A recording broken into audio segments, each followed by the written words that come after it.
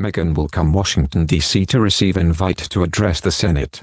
Meghan's next step could be an invitation to Washington, D.C., claims a talk radio host. A radio host has claimed that a visit to Washington, D.C. could be on the cards for Meghan following her letter to Speaker of the House Nancy Pelosi and Senator Chuck Schumer, which lobbied for parental paid leave in the U.S. According to Mike Graham, Meghan knows very well that Nancy Pelosi would enjoy the publicity, as both he and royal expert Angela Levin predict a transition to politics for the Duchess. Since leaving the royal family, she and Prince Harry have established themselves in the U.S. as activists and public figures. Mike Graham, a host on talk radio, said, "She knows very well that Nancy Pelosi is of a similar bent. Nancy Pelosi loves a bit of publicity, so she'll love the idea that she's had the letter.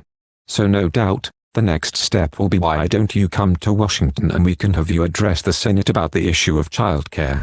Royal expert Angela Levin continued, "This is what she wants, of course. I mean, she really does want to try and be a politician. She also wants to make films, she wants to star in them, she also wants to tell people how to invest their money." In the letter, Meghan addressed herself as the Duchess of Sussex and wrote that she was writing as a mother. She noted that millions of women have dropped out of the workforce at an alarming rate, and acknowledged the role of the pandemic in revealing faults within society, writing, "The working mom or parent is facing the conflict of being present or being paid." She also spoke of her own childhood, recalling how she felt lucky to be eating a $4.99 salad at Sizzler, and that she had begun to earn her own money from the age of 13. Meghan wrote, "I knew how hard my parents worked to afford this, because even at $5, eating out was something special, and I felt lucky."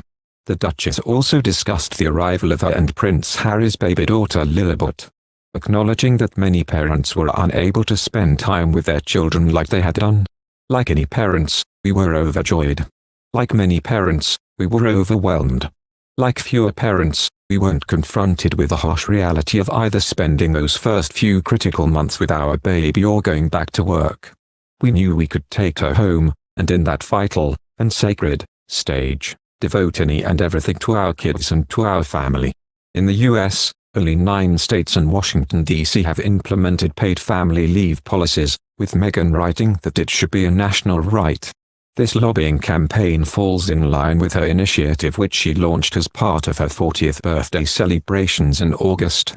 She had asked 40 friends and activists to donate 40 minutes of their time to mentoring an unemployed woman.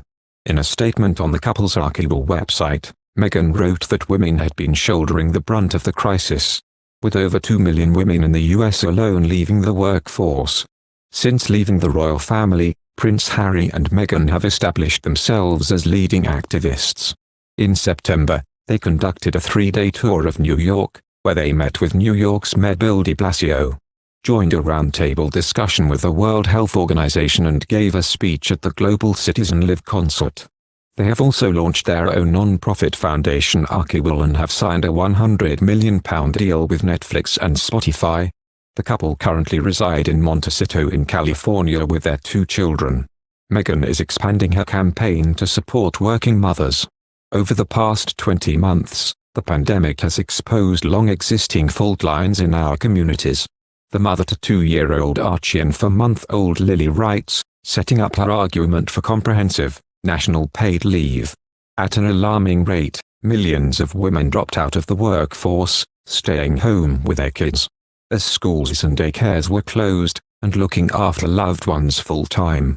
The working mom or parent is facing the conflict of being present or being paid. The sacrifice of either comes at a great cost.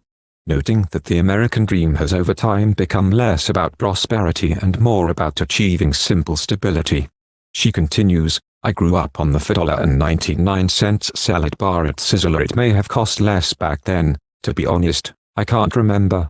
But what I do remember was the feeling, I knew how hard my parents worked to afford this. Because even at $5, eating out was something special, and I felt lucky." From her first job at age 13 at Los Angeles' Humphrey Yogurt until the time she became a successful actress, Meghan notes that even saving money was a luxury, because usually it was about making ends meet and having enough to pay my rent and put gas in my car. Meghan notes that her backstory is like so many others, but her current circumstance is what set her apart from an average American parent's experience. This disparity, she believes, is a problem with the way the country treats its parents. Thank you for watching. If you like our video, would you please help us like, share and subscribe our channel. Wish you happy to see our videos. Thank you very much.